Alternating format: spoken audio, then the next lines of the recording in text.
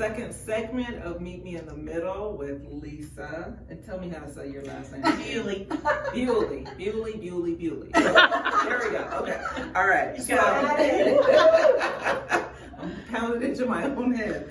Okay. So, this last time, the first segment, you were talking about abuse, and you just kind of let us out with how some different things started in your life, and we moved through that into you having a stroke and changing the chemistry, and then finding out that you had bipolar disorder and things like that. And so that was a lot for the first time. No, it really was, and it was very deep, so make sure that you watch number one. But this segment, we want to kind of pivot and go into your ministry with your husband and his role in all of this. And so you were kind of telling us before that he's a minister, but that he had lost his position as a minister. So kind of tell us about that a little bit. We were working with, I won't say which group, but we were working in a large mission organization, let's say. And my husband was working there, and church planting was his forte there. And we were very happy there, and he lost that position, unforeseen sort of circumstances. And I tell you, it was a blow to both of us. Nobody wants to hear that kind of news. And we didn't see it coming. And we didn't see it coming. And suddenly we find ourselves scrambling to, look for a job, and we had to sell our home in Michigan. And it was our first home we'd ever bought together, because we had been on the mission field in Columbia for 8.5 years. And then when I had my stroke, we had to come back to the States. So we became missionaries with this other organization for home missions. And we were in Michigan church planting, and then I lost my train of thought.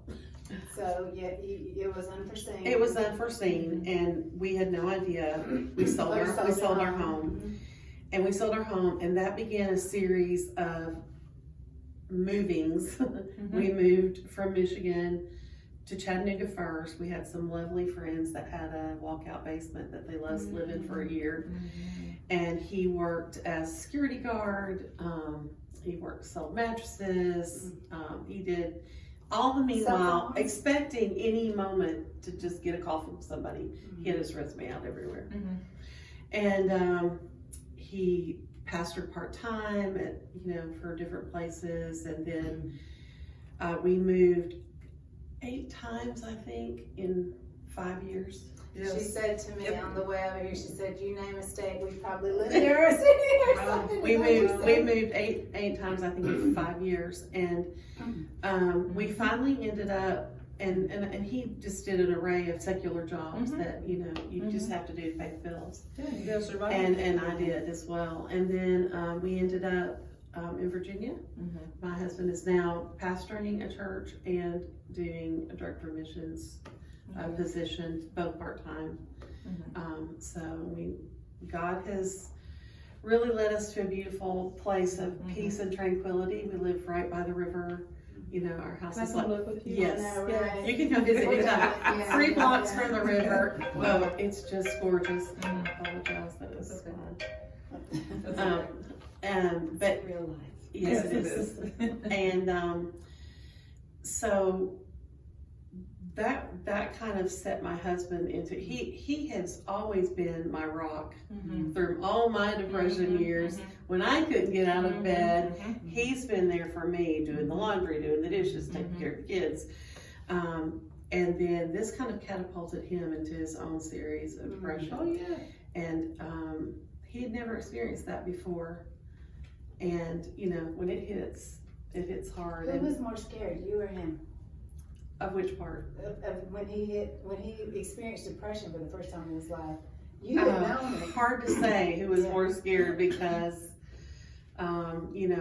with mine, I know where it's going to go, and I know usually how long it's going to last, and I there's just more knowns. With him, I had no idea, and so that's been pretty scary, to watch. I'd never been on that side watching someone go through it. So did you have an occupation as well, or he was just the main one? Oh no, it's just mostly him. It was mostly I've done childcare, I've done other, I just did what I had to do too. I do graphics. Okay. I work for a couple of different companies online, do graphics. Okay. But none of it, will pay the bills if, also I worked for a jewelry store for a while and, he's the main breadwinner. So when you're going through life like this and all of a sudden the rug is pulled out from underneath you, and I was reading in some of the notes that Joy had sent me, and you kind of phrased it like, it makes it so that, you're cruising along and then all of a sudden everything's out of sorts. And it's like, what do you do? Like, how does that feel? Cause aren't you heading towards like retirement Yes, or? we were cruising out. Yes. Like, okay, this is our place. We may retire in the South or something, but this is our, these are our good years. This is where we go on cruises with my sister and brother-in-law, and this is where we buy an RV, and this is where, and it just completely, it is like starting over. Yeah. And we're not young anymore, but trying to build back up, our retirement and that we had to live on for years. And so it's starting over, and I'm like, he's never going to retire at this rate, but So your security was just everything, from friends to the security of a house. The only thing I can say is our family has always stuck with us. They have been there when we've needed groceries, but when it's again, you have to open yourself up and be vulnerable to people, because it is hard when you're used to taking care of yourself as an adult. It is hard to say, I don't have groceries. That's right. I never knew, when we lived in some places, I never knew if when I woke up the next morning, if I was going to be able to shower or not. I didn't know if we had water. And it's hard to say to somebody, hey, can you give me some money for my water bill? And I wasn't very good at it first. Well, you know what? It pulls all the pride out of you, doesn't it? It does. It pulls it all out of you. And because you're already at the bottom, and you think you're at the very bottom, but you're still holding on to that little bit of pride that you have left. And God just said, nope, I want it all. But you know what I've come to realize, Lisa, that I know that my husband and I will sit outside sometimes, and I feel like we're getting really old because we get our binoculars out and we watch the birds, And so we were watching this one little set of, this little family of robins out there, and the Lord had me studying the book of Elijah. I mean, not the book of Elijah, the story of Elijah, I'm sorry. And how the ravens came twice a day to feed him. And we were watching those birds, and I looked at my husband and I said, the ravens come every day. We have not been without a meal. We have not been without resources. Right. Well, I'll tell you Somebody a cute story about that. always kicks in. Yes. One day we were in Chattanooga living in the same walkout basement. We had come back to the people that had housed us for a year, begged them for mercy, and they let us, they're sweet, they let us stay again. But I was working at a daycare, he was working at a mattress factory, and we had been, I don't know, this was like the 5th year we had been homeless, and so we were just sitting out on their dock, and we were praying, and the next morning I was going to school, and I had to be there, like I left at 6 in the morning to get there early to open, and I'm going up, and all of a sudden these 2 red birds, they're robins, they were the not as bright kind, the female, I guess. And they swooshed right in front of my car, both of them, just right in front, and took off. And I thought, well, that's weird, Next morning, same thing. Wow. And they did that for like that whole week. Wow. And then one night after that, Mark and I were out at the dock, and I heard rustling in the tree right over our head. And I have pictures, I wish I could show you right now, but they came out of the trees. I don't know if they're the same two robins, Mm-hmm. but two robins came out and jumped out of the tree, just right down onto the dock where we were. Mm. And at first I just kind of poo-pooed it, you just Yeah, whatever, yeah. yeah. But after that many sightings, Right. I really felt like God was saying, look, Mhm. Here. I'm here Mhm. and I see you. I see these birds and I've not forgotten you, Yes. even though it feels like I have. Oh, yes.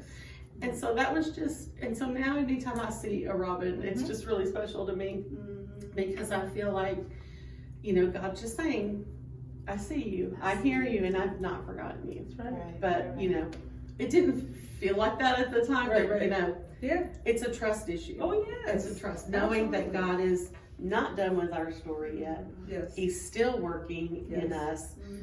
And so this is what, with my husband, watching him go through this depression, you know, I try to help him as much as I can do all the baby steps. Because it takes a lot of steps when you're depressed to come out.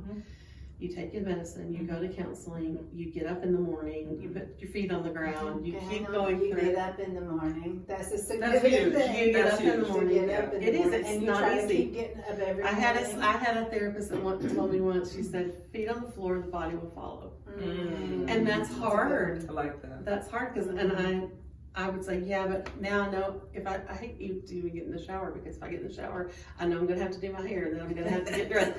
And my cousin once, she goes, no, just take a shower. If you don't feel like doing anything else, don't do it. I'm Yeah. like, oh, you can do that? And that gave me such freedom, you know, that I don't have to do everything. Yes. You know. Okay, so now you're still in the middle with your husband's Mhm. story. Yeah. He's pastor now, but he's still dealing with depression that came out of nowhere for him that he Yeah. didn't know. I mean, Yeah. it wasn't in his DNA to begin with. Mm-mm. How's that middle going right now? Well, we're doing all the baby steps. Okay. You know, and he's doing well Okay. as far as, you know, being able to continue on with all the steps.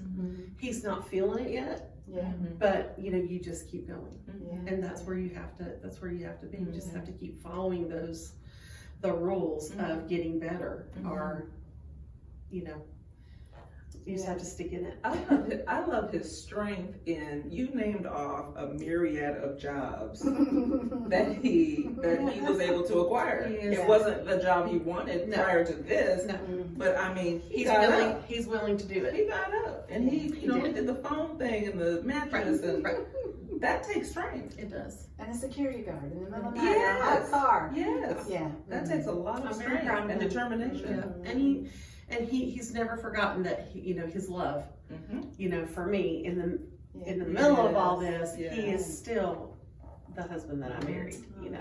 God bless And him. it's hard, but it's hard to see him that way. Yes. And you had experienced so much depression before that at least you had a compassionate heart, you know. I mean, he had cared for you all those years, but now you could in some ways give back to him just in the sense of I understand. Understanding. I really know what you're going through. And that And I'm not always as patient as I need to be because, you know, you get tired, but he's worth it. Yeah, absolutely. He's worth it. Absolutely. Absolutely. Okay. Oh my goodness. Yeah. Finish us You know up. what? Well, hey.